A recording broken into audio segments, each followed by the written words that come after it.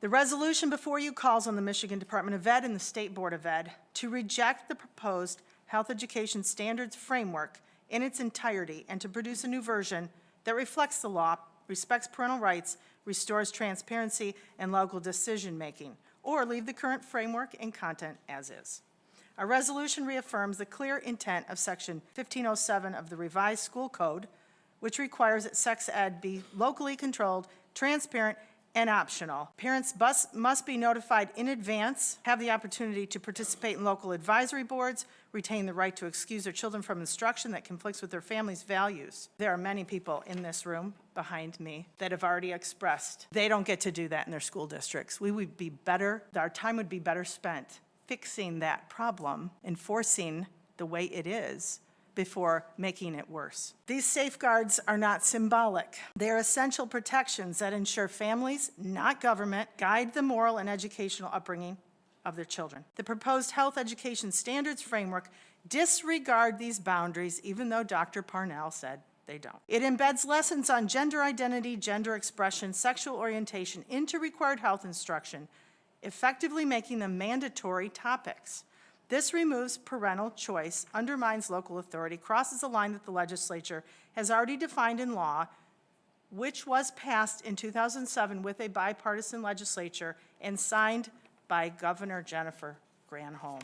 It's not modernization the way they want to make the changes now. These safeguards are not symbolic. They are essential protections that ensure families, not government, guide the moral and educational upbringing of their children. It's not modernization the way they want to make the changes now. It is overreach, indoctrination, politically biased, and clearly sexualizes our children and causes confusion, depression, and anxiety. At a time, and this was already mentioned by Chair DeBoyer, Michigan students are falling behind in reading, writing, math, science, etc. Our priority should be improving academic performance, not advancing ideology that is perverse and highly controversial. We should not be introducing highly controversial information and calling it education when the largest body of people, the taxpayers, the parents, the grandparents, have already spoken and made it clear they do not want this. Schools should strengthen minds, not replace the values taught at home. Parents and grandparents have expressed, families have expressed, that their faith, their freedoms are the foundation of Michigan's communities. When government agencies move beyond their authority, it is our responsibility as legislators to intervene and restore the accountability. This resolution does exactly that.